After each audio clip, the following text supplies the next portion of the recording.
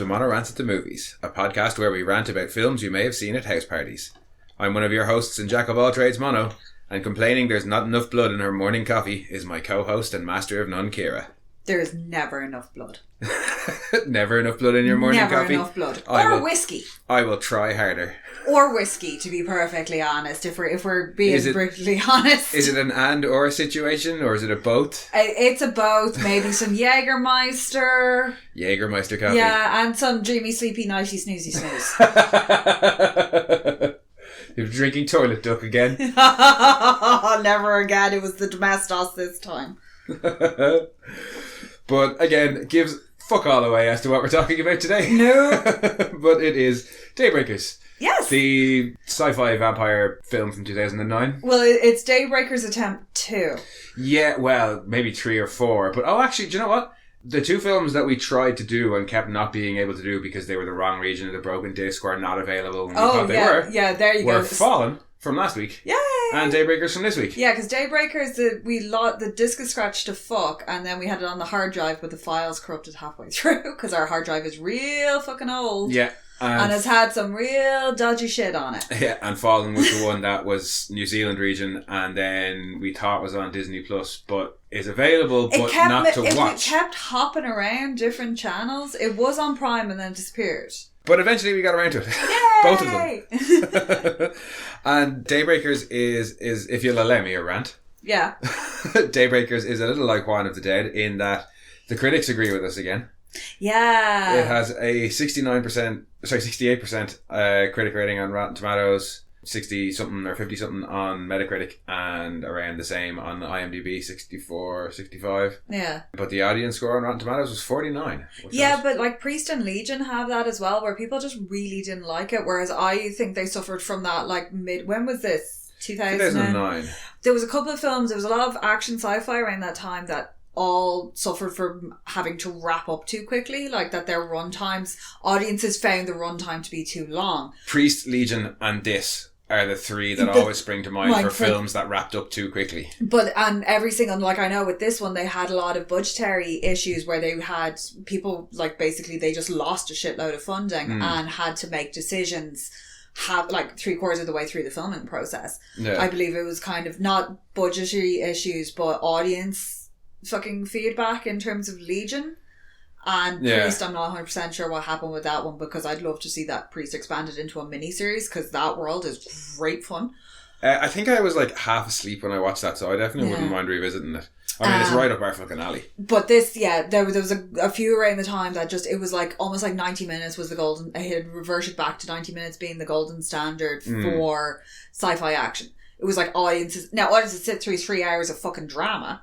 Yeah, well, I mean... fucking endless twaddle, but give them some sci-fi action, and they were like, nah, 90 minutes, that's it. Which leads me neatly back into what I wanted to rant about, which was sci-fi genre film, sci-fi horror, whatever. Yeah. Never get high scores from critics when they're just happy as you go, no underlying themes, sci-fi genre fare.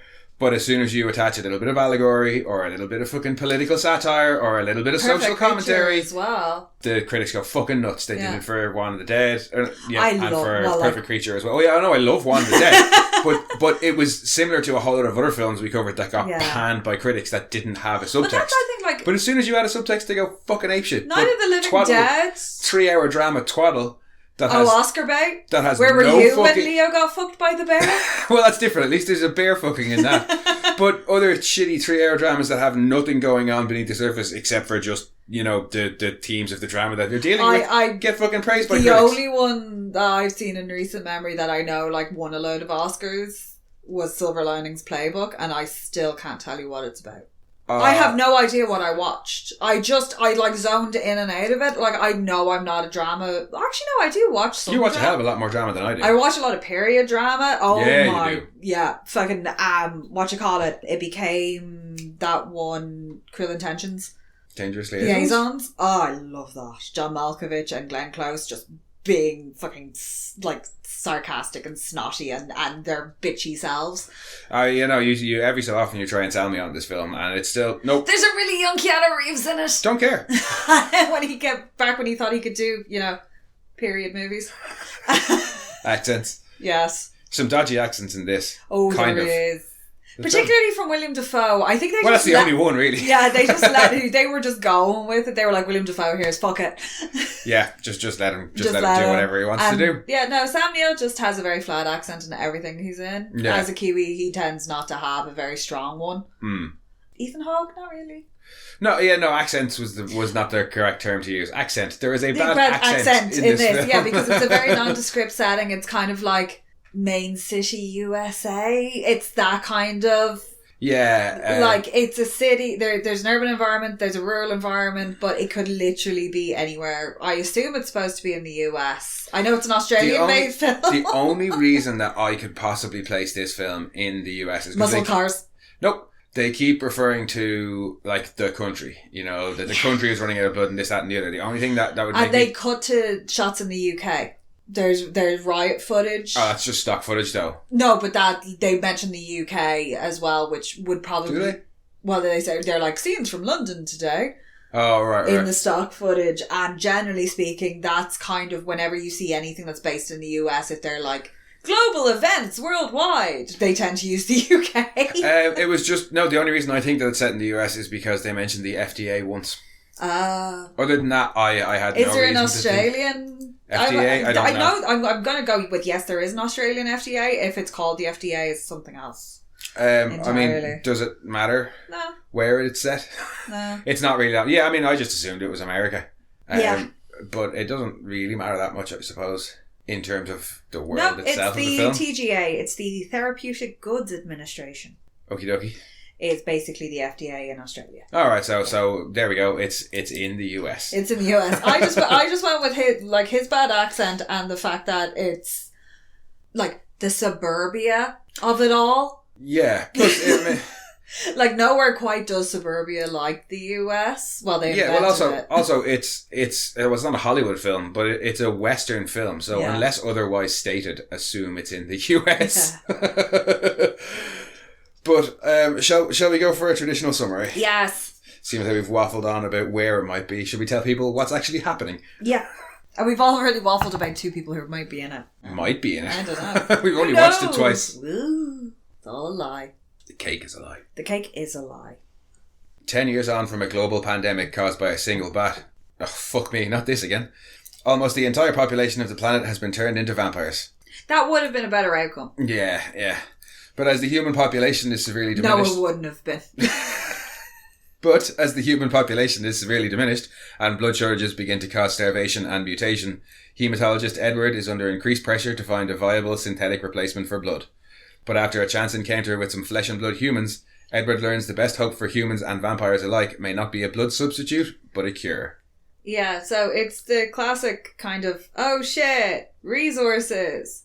We done fucked up. Yes, we have used... Scramble. We have used too many resources is about as deep as the allegory in this film goes. Yeah. But still critics were like, nope, there's an allegory there. Plus they had that really nice visual of the blood harvesting facility getting more and more depleted and the state of the people being brought out of it, like literally looking like somebody had stuck a straw in them and drained them out like a Capri Sun. Do not get me wrong. Me bitching about critics giving this a higher score is just my overall complaint about critics being unfair towards genre films. I love this film. Yeah. It's excellent. I really enjoy it. I just like the allegory isn't particularly deep, but I love it. I love how well the world is created. Everything to do with the world is so much fun because the whole thing it's basically what we do best, which is just persevere and adapt. Yeah. And the whole world has adapted to living a nocturnal lifestyle. There's like the subwalk system, so it's all underground walkways so you can move about during the day. Yeah. There's public safety announcements because dawn is coming, because we should have twigged it was America off that. Dawn instead of sunrise? What? No, there was a public safety announcement to let people know that the sun was coming up. Yeah, just in case you forget. The sun's coming up. It does it every day. Cars are modified to have day driving mode. Everybody smokes because they can't get lung cancer. Yeah. There's been kind of a throwback to like a film noir style. There's very costuming. Like it's gone very sharp. I quite like it. All the architecture, especially in like the suburbs and stuff in the homes that we see, are very kind of... Bauhaus. Yeah, or like ultra modern. No, you know those German modular homes where it all comes flat pack, and like they build the electronics, so you go and you design the house, they come out and they put the slab. Yeah. It's that kind of aesthetic. It's also very like Japanese paper walls, because and sliding doors and efficiency of space. Yeah. And it's all, the suburb that he lives in is built by the company he works for, because they are Wayland Yutani. No, they're Omnicorp from RoboCop. They do everything. Oh, they are Omnicorp. they're insert your giant mega corporation. Yeah. They're that. My guess is as well is because their business is in blood. Oh yeah. I think their business isn't everything. No, but because their business is in blood, they were probably one of the first to be able to, because I imagine in the first couple of years of the pandemic, as humans who didn't want to be turned started to run and were harder to find, I'd imagine things were pretty dire until the companies started farming it. And if they were one of the first, and I'm guessing they would have gotten insane money and would have just branched out into everything else after that kind of semi-collapse of society. I'd forgotten when we were watching this that you actually have to be physically turned. That it's not just a virus that you caught or like that swept the nation like our old friend COVID did. Yeah. This involved some actual like contact and nomming. Yeah. And it doesn't seem like there's anything you can kind of do about it at all. What do you mean? Oh, there's no way to counteract it. Yeah, you can't. Yeah. There's like if somebody bites you, that's it. It just seems to need to be a nip, to be perfectly honest. And it seems to be near instantaneous as well. Yeah, which me no like you thatty. But that must have been terrifying. The fact that the population has been able to stabilise itself and get to a situation where it's functioning again. Yeah. Is really, really, well, number one, it's quite, having witnessed what happened during the pandemic here. Yeah. That's one hell of a feat. Those screenwriters. Yeah. Yeah. The fact that there's a lot of kids and shit still alive, like a lot of the weak and the elderly and the vulnerable who would have just been moaned in by rampaging, because apparently we learned in this that the wildlife has also turned into vampires. Well, and there was warnings for vampiric wildlife, and we were having a discussion about this earlier, and vampire cats, not a good idea. Well, we'll get onto that later. I have a whole section ready for that. But any of the elderly people that you do see in the film are quite rich. They're rich looking, and more importantly, white looking. They're quite rich and they're quite white. Yeah. So I'd imagine if you were poor or of colour or in any way socially disadvantaged, you got fucked and you were one of the people who was eaten instead of turned. Yeah.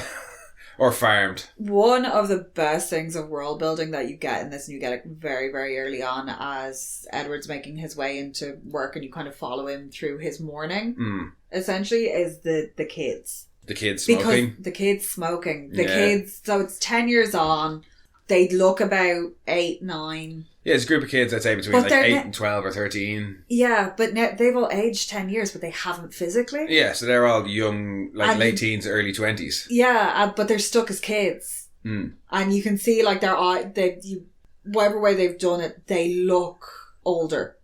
Even though they are kids. Yeah, I know. You get this, the way they hold themselves and they move and they're talking and interacting with each other. It's a group of adults. Yeah, but I think that would be for nothing if we didn't have the opening scene. The little girl committing suicide in the sun. By walking out into the sun, because she can't live. You see like flashes of her suicide note, but the effect is that I don't want to live as like an 11-year-old girl forever, so I'm going to kill myself. Yeah, it's These the last Claudia 10 years of it have all. sucked.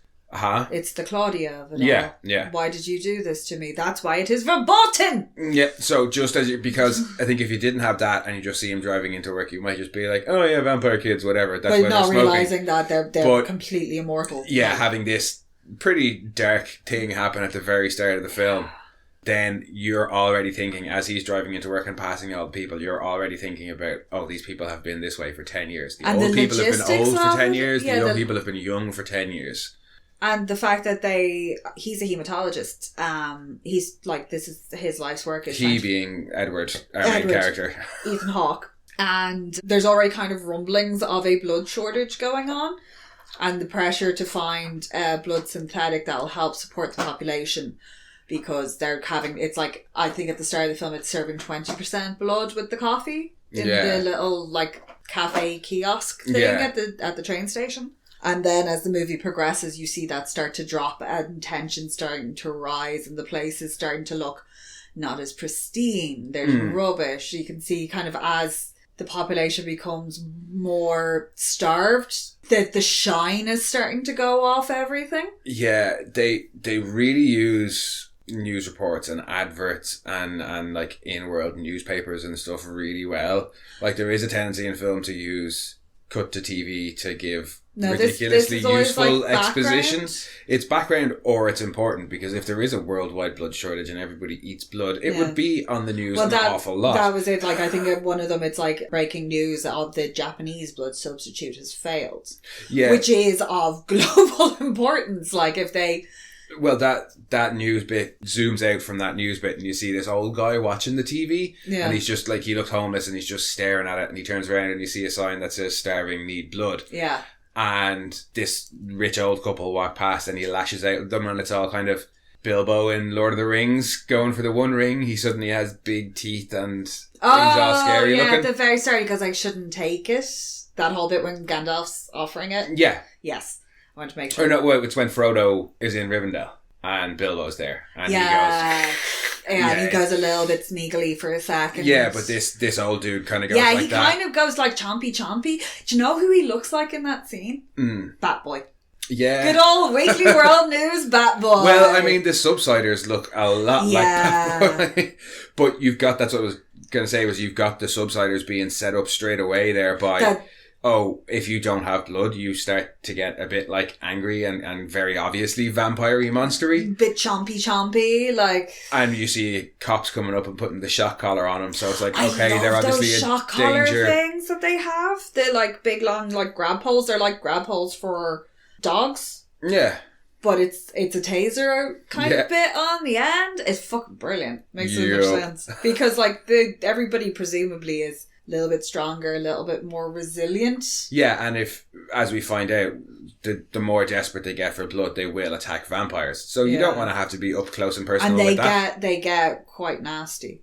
Oh yeah, they really, really do. I do like the degradation of them, because you see it kind of like, they call them subsiders. So this is like the homeless population, what the unseeables. Yeah. Essentially, so anybody who would have been part of like either the homeless, the drug abuse community, like any of that sort of thing, when they turned, were going to continue living a life of vagrancy, for lack of a better term. Yeah, well, I mean... And they've kind of like devolved a little bit, because they're eating like rats and shit like that they can come across, and that's made, and they seem to have really funky underground cage matches on the ceiling.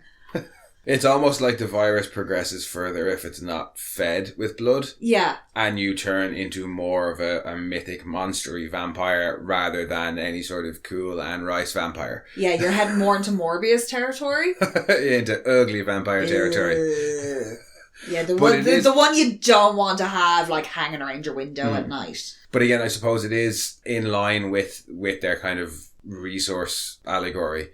Having it be the homeless people and the poor people are being the ones that turn into the subsiders quite quickly, and then later on, as things get worse, you see vampires talking about the subsiders on the news, being like, I probably shouldn't say this, but what, we're supposed to feed these creatures now? And it's like they were people like 2 or 3 weeks ago. They're just hungry and starving, and and if you give them blood, they might turn back. We don't know. They'll revert back. Well, we do know, because we see Edward later on starts to get the pointy ears. His ears start to go all weird and freaky looking. But when he drinks human blood, they go back to normal. Yeah. So these poor unfortunate cells of society just get demonized further, and it's like, hey, look, they're even more monstery now, let's just kill all the poor people.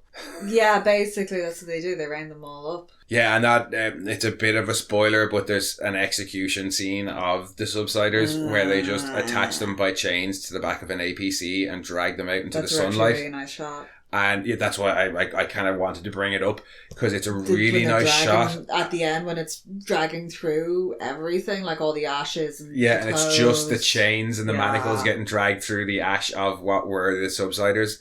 It's a really dark scene. Yeah. There are a couple of really dark scenes in this film. I also like the fact that if you shoot them right in the heart, they explode.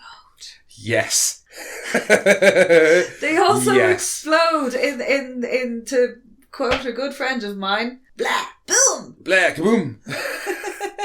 Exploding terrorist vampires. Fundamentalist vampires, wasn't that it? Yeah, it was fundamentalist vampires. Blah, kaboom.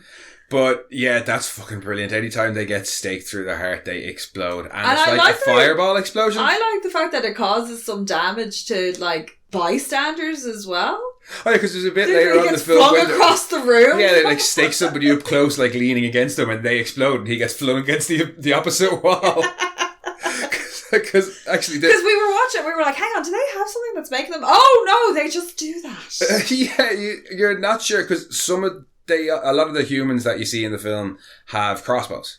Makes sense. Makes sense. But some of the crossbows very much look like they have grenade launchers. Oh yeah, to the bottom. Shit is modified to fuck. They've MacGyvered the hell out of everything. So the first couple of times you see vampires explode for 10 years. Yeah. Like. But the first couple of times you see vampires explode, it's like, oh, were they launching grenades at them? Or are they exploding when they're staked? Because I would have put it past them to launch grenades at them. Then towards the end of the film, it's very explicitly shown that no, if they're staked through the heart, they explode in a hilarious fashion. It's fucking brilliant. It's like, if you thought Buffy was a bit dramatic, the way the vampires go out in Buffy. Yeah. This is like Buffy and Blade with a petrol bomb. It's just great. I know, it's brilliant. I love it. Because sometimes in this film, the effects aren't great. There's one or two bits where the CGI are again, they did have budgetary issues. Forgive. But I know I'll forgive it for an even better reason than budgetary issues. Is because there's one or two times where it's particularly crap looking, but both times where it's particularly crap looking, two of the funniest fucking things in the film happen. One is with the Humvee chase scene. And that's all I'll say about that. And the other one is with the blood testing scene in the lab. I love that one. And that's all I'll say about that. But yeah, the two worst bits. I'm fine. Yeah, the two kind of, and it's not even that they're that bad, but like the two bits where I kind of went, oh, it doesn't look great, are immediately followed by bits that made me burst my bollocks laughing. So I'll absolutely forgive that. Ethan Hawke is fantastic in this. He's quite serious in it. He's very much the straight guy who's been caught up in everything. Yeah, he's just kind of like, he wants a cure. He doesn't really want to be a vampire. You kind of always get that. He's like, yay, I'm 35 again for 10 years running. Woo! You're living every woman's dream, dude.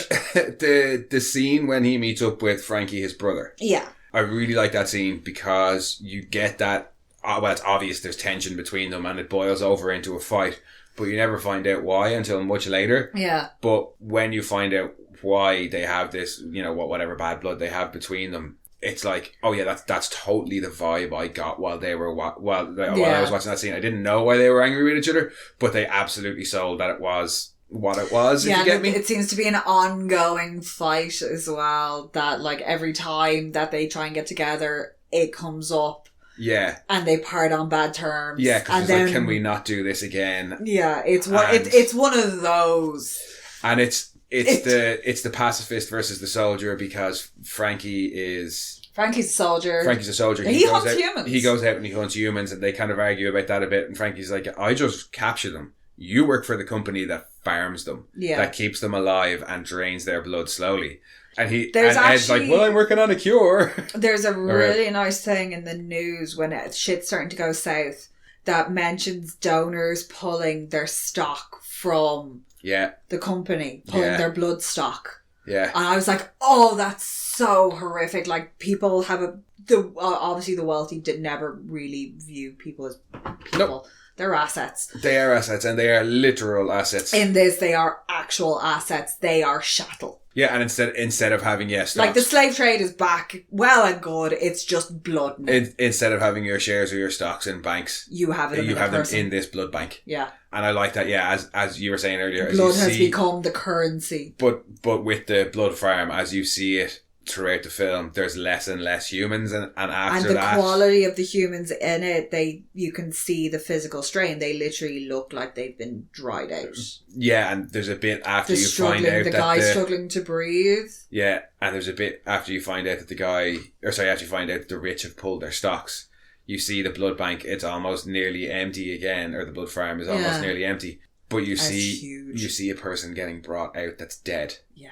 At one point. So they're actually getting to the stage now where they're so desperate they're draining them dry. They can't even wait for them to replenish. He's the guy in particular who looks like, a raisin. Yeah. He really does look like a California raisin at that point.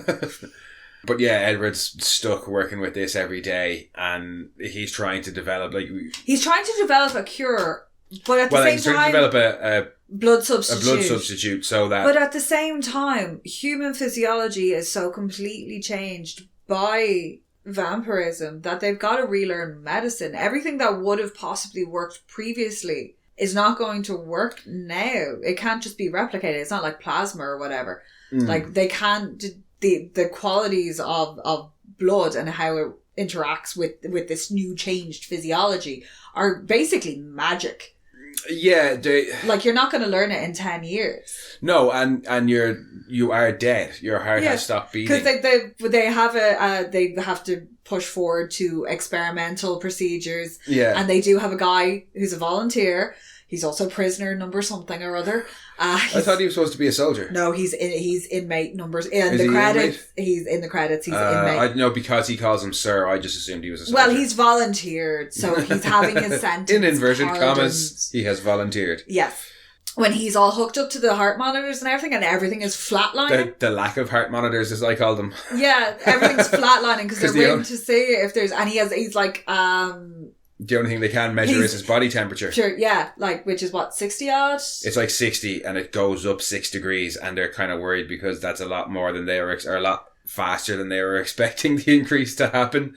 But yeah, it is everything is so different that they're struggling to learn about themselves while also trying to find something that's going to feed them successfully. Yeah. It's an insurmountable goal. Pretty much. And even Bromley, who's the head of the company, Sam Neill's character, I have referred to him as capitalist vampire pig because he's the master capitalist. I always enjoy Sam Neill in any kind of villainous role or not bad guy per se, but well, he is kind of the bad guy of the film, but he's a capitalist. He's all about the bottom line. But he shows it by degrees. He seems like he's the caring face at the start, and he's talking to Edgar about how important. It's Sam Neill. He's warm and inviting when he does that smile. Yeah, and then it slowly starts to get more maniacal. But at the start, when he's talking to Edward about how important the synthetic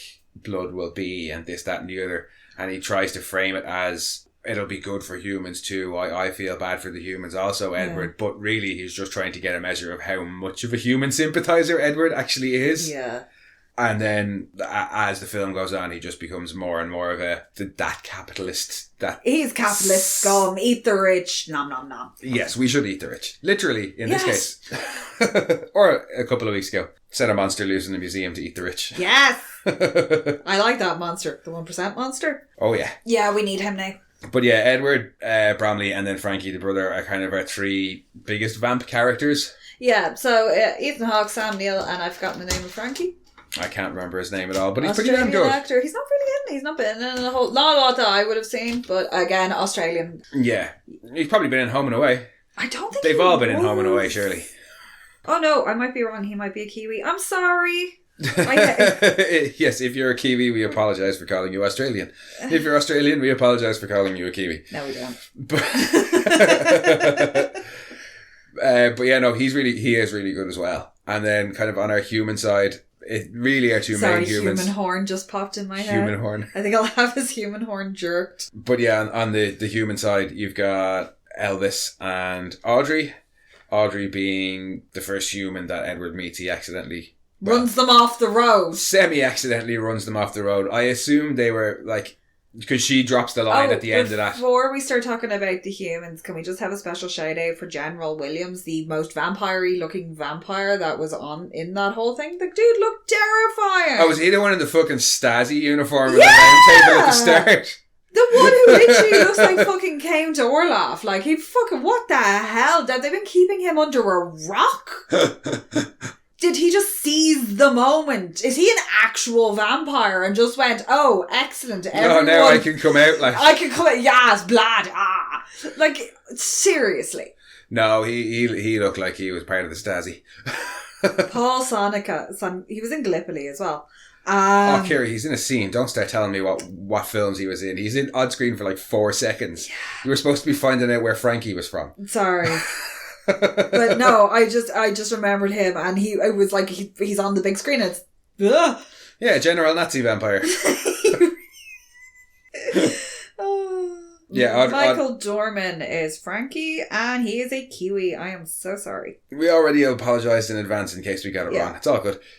But yeah, Audrey and Elvis are our two humans. Audrey's mostly sensible. Yeah, except she does manage to get kidnapped 3 fucking times in this film. Yeah, she's good at that. 3 times. She's smart enough to make Ed, to cop that Ed's not been drinking human blood. Yeah. And she forces him to drink human blood so that he won't be a risk to... she's part of the resistance. But that's it, so that he won't be a risk to the other humans that they're protecting. She's pretty high up in the resistance, so she's Elvis is number 2. If Elvis is the head of the resistance, Elvis, he's not really, because she found him. If anything, she's the head of the resistance, and Elvis is like the face. Yeah. What's the word I'm looking for? He's their beacon of hope. Basically, psycho lunatic. Yes, because Elvis is the ever wonderful Willem Dafoe. Oh God, I don't know what they did to him. I think they just left him out in the sun for a bit too long in this, because he's cracked. But it's so much fun how cracked he is, especially when he starts crying over his car. Yeah. And he's like, I love that car. And then he suddenly rocks up in another one. It's like, dude, how many vintage muscle cars do you have? And they're all in pristine condition. Well, when we first see them, they're all in pristine condition. None of them end up after looking like whatever I do to vehicles in GTA. Yeah. But Elvis, he does have a terrible, terrible accent. But he has some brilliant lines. He has some great lines. And my absolute favourite of them all is when they get to the human hideout, the resistance hideout. And Edward asks Elvis, is it safe? And he says, it's as safe as barebacking a $5 whore. Oh, you use your mouth prettier than a $20 whore. But yeah, Elvis is fun. He really is. He's nuts. Everybody else is so serious and so somber that you need his kind of brand of crazy to keep shit exciting. Yeah, and he's got this kind of stare. No, the weird stare that he does. Oh yeah, well that's just Willem Dafoe. Yeah. No, it's that particular Mad Dog Green Goblin stare that he's got down that he does so well. But he has this kind of folk hero vibe to him, like American folk hero, like Paul Bunyan. Oh, he's got Johnny Appleseed. Swagger. Yeah, he's got the swagger. He's got an air of mysticism about him. He looks like he should have been an Easy Rider. Yeah, he's got some of that, he should be covered frontier wisdom almost. Yeah, he's just... he was probably raised by snake handlers. He's just got that kind of thing. He can make moonshine. Yeah. He can probably deliver a child. He's probably done it at some point because you had to growing up in their backwoods. Any of the humans that have been on the run for a long time probably have seen a live birth. Well, I don't know. Would you... this is the same problem I had with A Quiet Place. Why would you have children? Not safe environment. Well, again, a pandemic, baby boom, because apparently when people have nothing to do all the time, they just reproduce. Now, that's different. Because at least in A Quiet Place and in this world, people have the excuse of, well, they probably stopped producing condoms in an apocalypse. Yeah. They did not stop producing condoms in the pandemic. No. So, yeah, I mean, if you want to root in the apocalypse and there's no condoms, you're still going to root. And babies happen. Yeah. There's not much you can do about that. But without getting into any really deep plot elements, is there anything that you really enjoyed about this? I love this story, though. I love the world of it because it is so believable, and the devolution of society when shit starts to go bad is shown. There's not a big supporting cast. You don't really get big crowd scenes or anything like that, but you get the sense of things being abandoned. Yeah. And people are abandoning their posts and their jobs because they're either disappearing by turning into these subsiders. So the lower levels of society are starting to disappear. So the streets are starting to look dirty. There's garbage piling up. You know, the lower paid workers are starting to drop off because they can't afford the blood. After Frankie and Ed get attacked in Ed's house by the subsider. Yeah. And he's the gardener next he says, door. Yeah, they check his like ID chip or something like that. No. She cuts a wedding ring off him, and when is that it? Yeah. She reads the inside, and it has the inscription. And he's like, Carl. He's like, I only saw him 2 weeks ago. He's our gardener. Yeah. So it's the low paid workers are the ones that are starting to disappear. So you're starting to see this, and they're the people who do things like collect the garbage, mow the lawns. I was going to say it's all like maintenance and stuff like that are starting to disappear. But the degradation is all peppered throughout. It's not in any big the state of society from the news report. It's the little things like that. Things. Like you do see rubbish in the nice gated community towards the end of the film because like you say, the bin men have probably turned into subsiders. At the start of the film, the soldiers and the police look the best. By the end of the film, they're starting to look a bit old, haggard. They're not the full subsiders, but they're very pale looking and they're all getting getting the pointy ears, and they're all starting to nails. Move. They're starting to get that real jerky. The subsiders seem to have this very. It's almost like their sight is going, and they're relying more on sound and smell. And they're a lot more reactionary. It's much more instinctual. Like when there's blood, they just go towards it. They can't help themselves. That whole Frankie and Edward, that whole argument scene that is interrupted by the subsider because Frankie's brought him a gift for his birthday, and it's this bottle of blood. It's almost pure. Yeah. He's refusing because he's like, no, I need to find a substitute. Edward, just drink the fucking blood. For the love of God. And it ends up getting smashed in the argument, and it's all running down the wall. And when they turn around, the subsiders just there being all like, yeah. Ugh. And he kind of goes towards them, and then is almost magnetized to the blood. That's like, it's just drawn, like as his body's being drawn while his head's still facing them. And he's like licking the wall, being all like, and you get to see the big gnarly claws. Yeah. If you've ever seen a cat when they're kneading, when they're making bread, it's almost doing that to the wall. It's like a comfort thing, like tasty blood. You know the way babies would do it as well. Yeah. It's almost doing that kind of kneading. Yeah. It's weird and it's creepy, but I do love when he turns around then after he's had his fill and he kind of feels threatened and he makes himself look big. Yeah. And then you get to see like the winds developing and stuff. But the subsiders are just. It's just it's primal animal drives. Yeah. And I think one of the bits that I really like in this film for that, and it's part of the world building as well, is the kind of coffee frenzy scene. I want my blood. Where, they're down to 5% coffee 5% blood in the coffee. And this dickhead decides to take it out on the poor girl who's just selling the coffee. Anybody who works in retail knows this. The nicer they're dressed, the more of an arsehole they generally are. Yeah, so this guy decides to show what a cunt he is and give out about the lack of blood in his coffee. He goes, listen, sweetie, if that had been me, he would have gotten a fork in his fucking hand. Yeah, no, he should get like a fucking fork in the eye. But...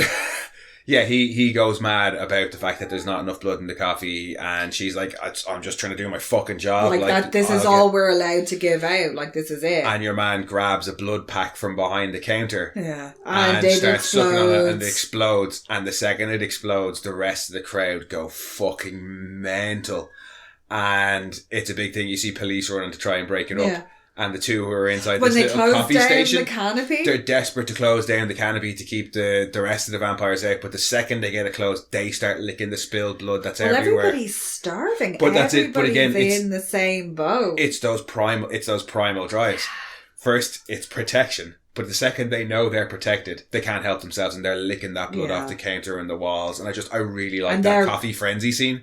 In the crowd outside, they're almost snapping at each other to get at it. Yeah. Whereas the pair, once they get everything closed down, there's enough for the pair of them. Yeah. They both have their own little spot. They're not next to each other. Yeah. Well, I think as well, it's quick, get it before they take it away. Yeah, get it when we can. And like they're just, it's just that veneer of civilization over everything. Oh, yeah. And as soon as they can get away with it, but you bet your ass as soon as the cops come back, they open that door, the cops ask them, are they okay? They'll be like, oh yeah, everything's fine in here. Yeah. We didn't drink like 4 extra packs of blood while nobody was looking, we swear.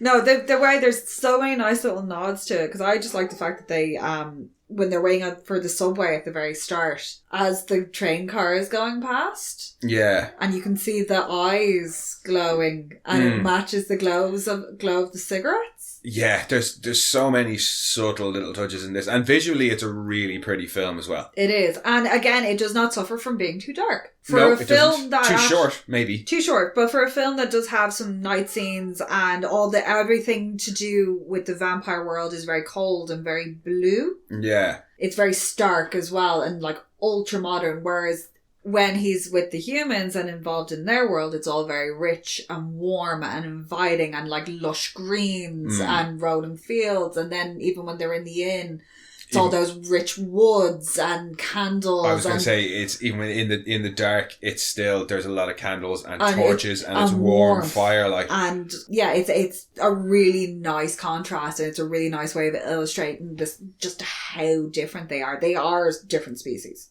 Oh yeah. But also how much, like, you can see him almost reflecting in how much he misses it.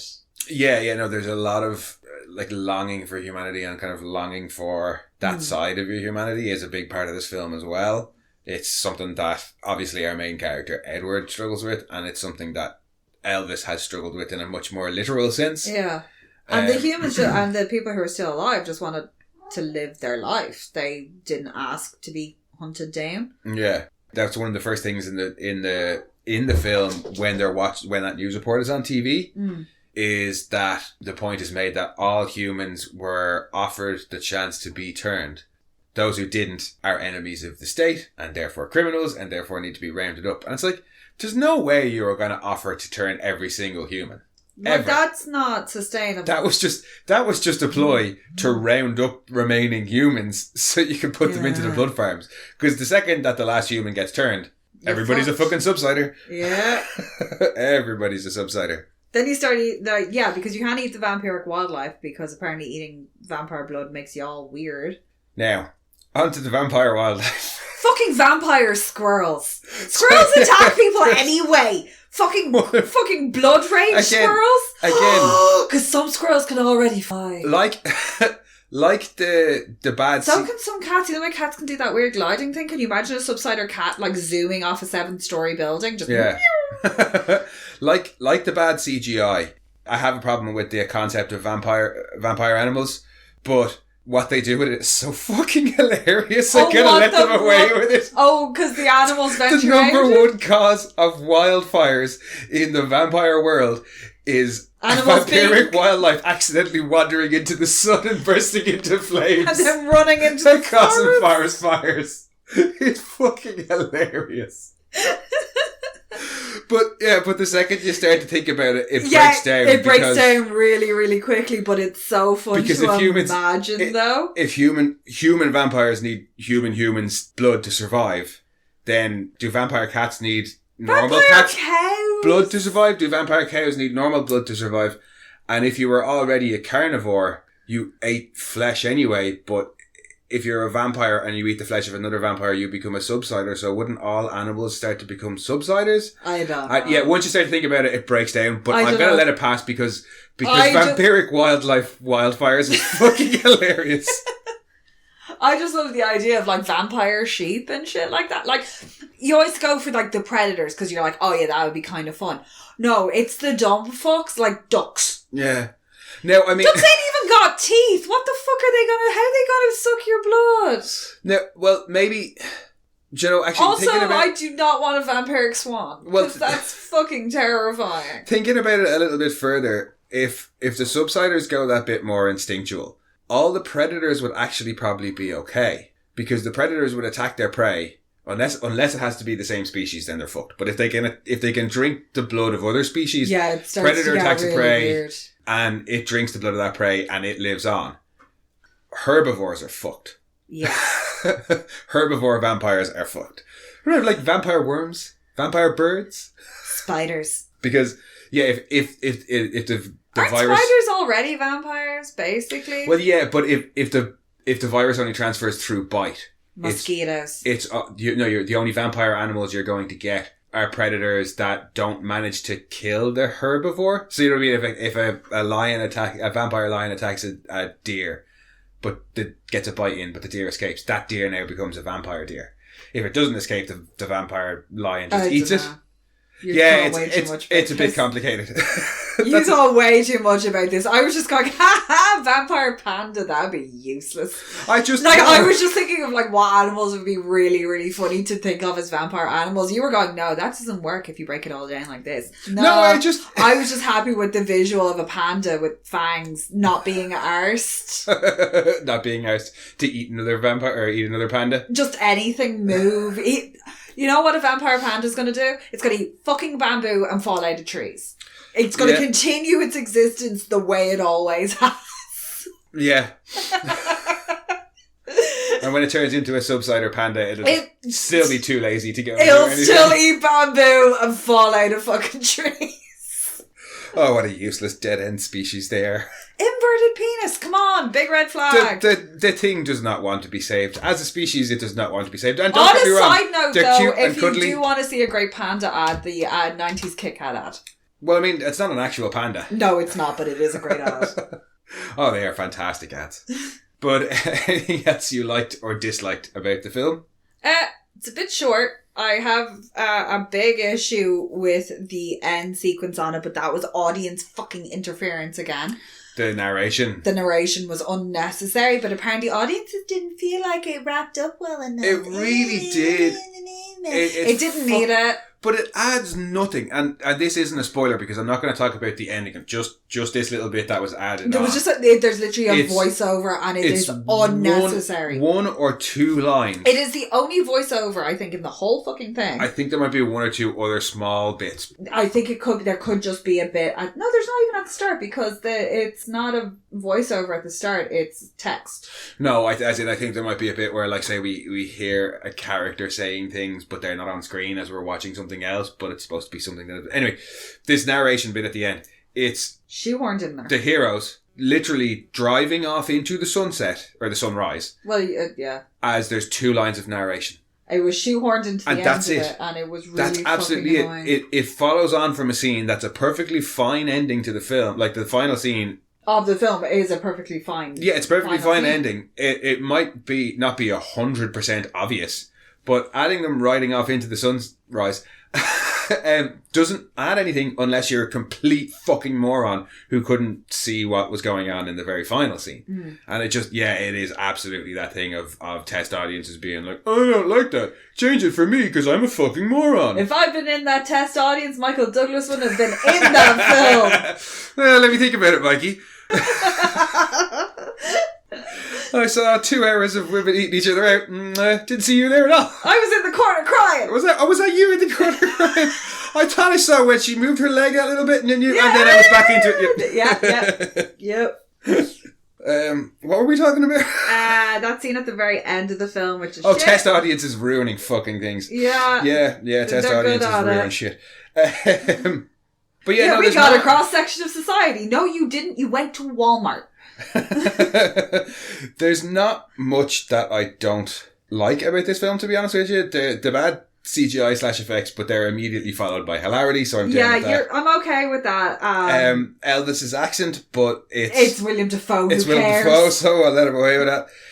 That ending narration is shit. It does wrap up a bit too quickly, but that's probably also to do with what you were saying of the studio probably not having the confidence and wanting to try and keep it short and snappy. Yeah. Even an extra 10 or 15 minutes would have made the last act a lot better. It wasn't so much that as, because it was in Australia, it was to do with bonds.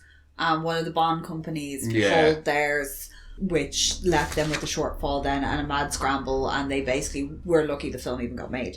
Yeah, and I'm fucking glad it did. I'd rather have it as it is than not have it at all. It was a bit of a, there's quite extensive making of behind the scenes documentary because they did have to pause production and everything was up in the air about this while they tried to source new financing. No, I'm absolutely delighted that we have it. I really, really do enjoy this film.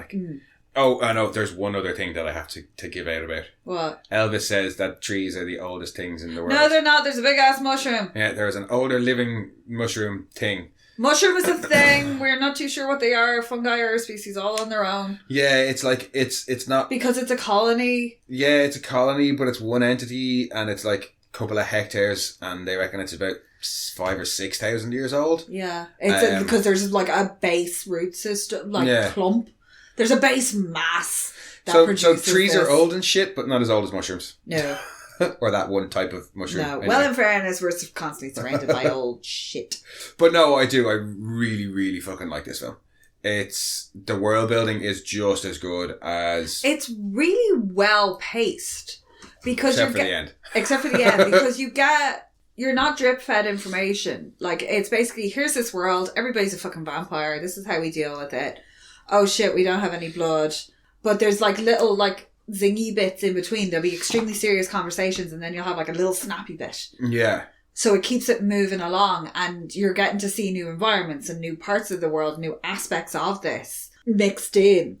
Yeah, I think if you enjoy a good solid world in a movie, this film has a lot to keep you going because you have all that. Even if it is, this is a slow bit of a movie, like, you can be like, ooh, what's the kind of world that you could revisit in different ways. Like, you could do it like 20 years into the future. You could do it like a little snapshot of somebody else's life in it, like one of the kids. You could do some like stuff like that. It's a really fun world to play in. Yeah, I don't think a prequel, the film doesn't, sorry, a sequel. I don't think the film would lend itself to a sequel. But stories from within the world. Or a prequel.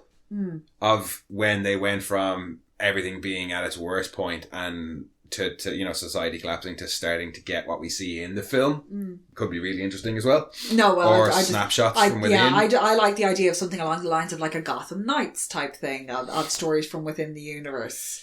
30 Days a Night did that as well with Blood Trails. Blood Trails, yeah. Yeah, a few things have done it. I wouldn't mind that either, actually. Because it's a very, very fun world, and it's a very interesting world because we got to see the urban side of things. How do the vampires out in like rural bumfuck nowhere cope? I just kind of assumed that everything outside the cities is wasteland in the vampire world. Because the population is that bit smaller, that everybody's moved to the cities. Because you hear about people living in places in Alaska where they go for groceries every 6 weeks because it's that fucking remote. But if you can't do that drive, and well, I suppose it doesn't matter now because you have the day driving cars. Yeah. But before that, like, what were you supposed to do? Well, you couldn't trek in. Yeah. What happens if you were living out in one of those communities and you arrive back into an urban environment after 6 weeks in the middle of fucking nowhere and it's chaos? Yeah. Because that happened to people like during COVID who were away camping who came back and everything was like locked down and they were like, what the fuck is going on? Yeah, and they were like, I was only away for like 2 weeks. Yeah. The shit happened.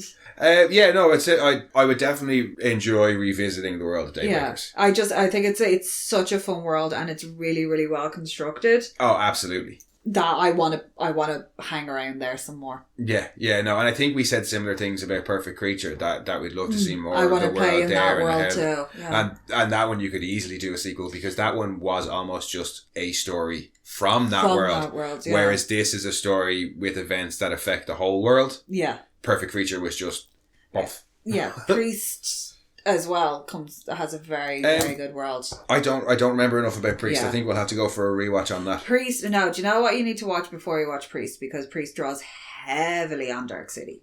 I remember Dark City. Visuals and stuff like that. A lot of that is very, very... But also it's Paul Bettany being amazing. And Carl Urban. Yep, both films that we should probably do for this podcast. Yeah. Daybreakers, Priest and Legion kind of did all come out around the same time. And we're all kind of a similar style, and this shift away from like big Hollywood blockbusters to these more sci-fi fantasy. And they each kind of took their own stab at it. And I think they were all successful in their own ways, but this one is the most solid. Yeah, definitely. I mean, from what I remember of Priest and from having seen Legion, this would definitely be my favourite of the three. But it's a really, really good movie. And actually, one review I saw just before we finish up, one review that I saw that I thought was quite good and short was...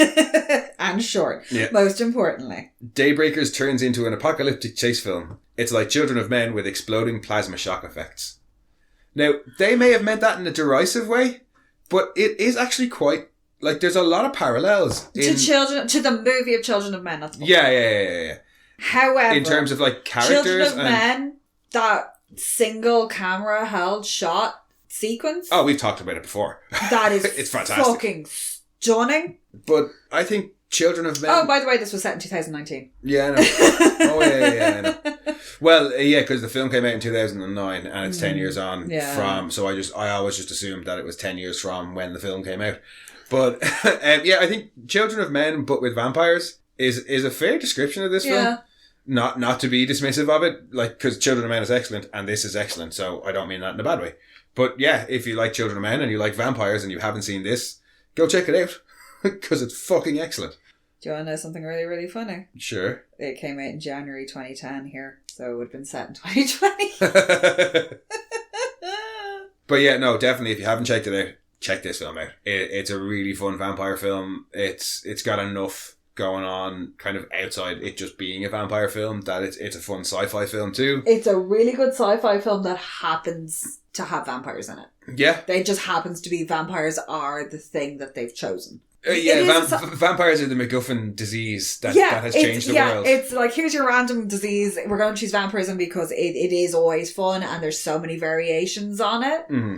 Well, plus you get a couple in this between the Subsiders as your horrible monster vampires and then your normal daylight. Batman and Man-Bat. Yes. I'm just going to see how many random comic book Batman references I can get in. Well, I mean, if you're going to do it in any film, you may as well do it in this one. Man-Bat. But you were swiftly running out of time because I think it's time to wrap up. Yes. But thanks for joining us, guys. As I say, if you haven't checked this out, check it out. If you have checked it out, watch it again, motherfuckers. And we will be back next week with our usual undecided film. Undecided. As far as Although we got to break in our pretty new projector because we done screwed up and got a new projector and now our screen is the size of our sitting room. Yeah, we had to go and get a new screen for our projector, for our new projector. But that also means that Luddites that we fucking are, we can start watching DVDs again, and we have one film planned ahead. That's the only one that we have decided, but we don't know when that's coming yet. Lake Placid. Yes. Lake Placid will be coming soon. I have to unbox the DVDs because they're all currently in storage. Yeah, that's true. But enough about our fucking DVD storage habits. Thanks for joining us, guys. We will be back next week. And in the meantime, if you want, you can head over and check out our other Well, you can head out if you want. We're not going to stop you. Yeah, go outside. Bring us back the till. Yeah, get us the till. But yeah, if you want, you can check out our other podcast, MonoRants The Boys, where we cover all things superhero TV show The Boys. Or you can listen to some of our previous episodes. Or fuck it, why not tell a friend to go and listen to some of our previous episodes? Phone a friend! No, don't phone a friend. Tell a friend. Phone a friend. And if you want to come and chat with us on socials, you can find us on Twitter at rantsmono, on the never used, let's admit it, the never used Instagram. No, it's just there. Yeah. It's just there, like a forgotten stepchild. Yeah, I mean, I was thinking about setting up a TikTok, but I mean, I haven't done well with Instagram, so there's no point. No. But on the off chance you want to find us on Instagram, it's monorants_the_boys. Just don't. And you can send emails to monorantspodcast@gmail.com. I will chat to you all next week. Bye-bye. We are Science Fiction Remnant. This is the Funny Science Fiction Podcast. We are the Caribbean Science Fiction Network. We are MonoRants. We are One Accord Level 2 Podcast. This is Jesse from Sudden But Inevitable and Open Pike Night. This is sci-fi.